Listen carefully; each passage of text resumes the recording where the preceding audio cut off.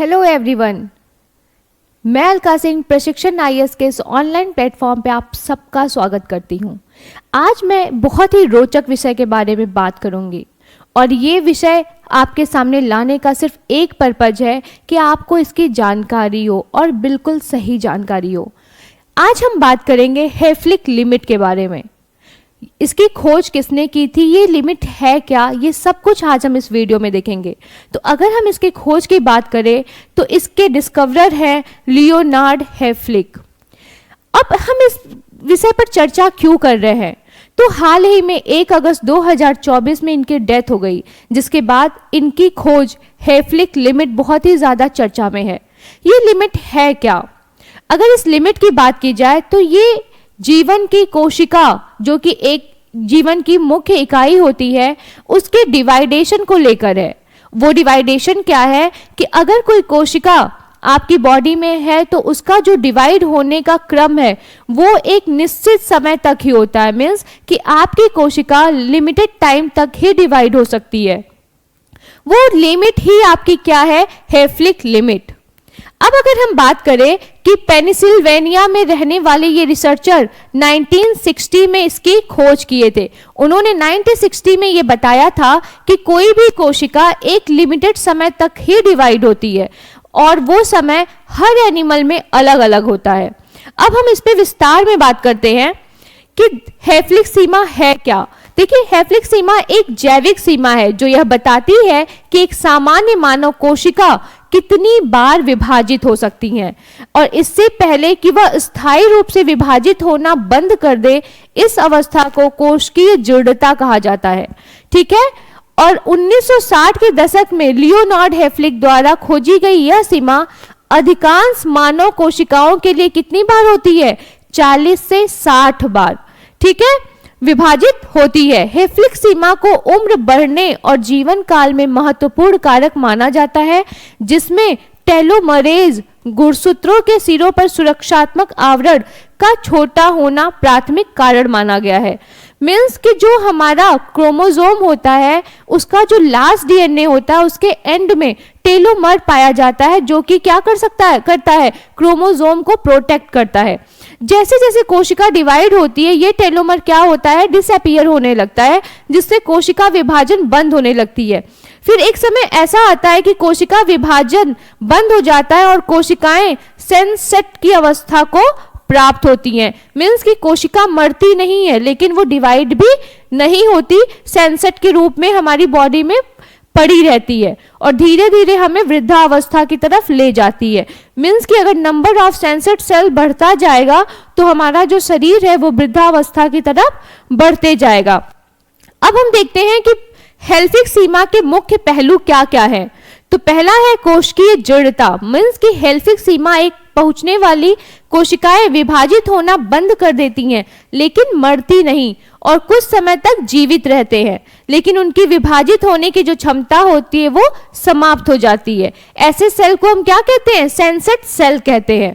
ठीक है। अब हम देखते हैं इसका दूसरा बिंदु क्या है कि टेलोमर का छोटा होना। मीन्स कि प्रत्येक कोशिका विभाजन के साथ क्या होता है? जो टेलोमियर होता है वो छोटे होते चले जाते हैं। ठीक। फिर उम्र का बढ़ना। मैंने आपको बताया ना कि जैसे जैसे नंबर ऑफ सेंसेट सेल बढ़ते जाएंगे वैसे वैसे आप वृद्धावस्था की तरफ मूव करते जाओगे। फिर अब बात करते हैं कैंसर की। मीन्स कि जो सामान्य कोशिका के विपरीत जो कैंसर सेल होते हैं, आप भी जानते हो कि जो कैंसर सेल होते हैं उसमें डोमेस्टिक चेंजेस होते हैं। वो क्या होते हैं कि वो इरेगुलरली डिवाइड होता है। वो क्या डिवीजन क्या होता है कि वो डिवाइड इतना तेजी से होता है, कभी भी स्टॉप नहीं होता, जिससे कैंसर का जो स्टेज होता है first, second, third, fourth stage तक जाते जाते पेशेंट की डेथ हो जाती है, क्योंकि इरेगुलर तरीके से क्या होती है कोशिकाएं डिवाइड होती जाती हैं।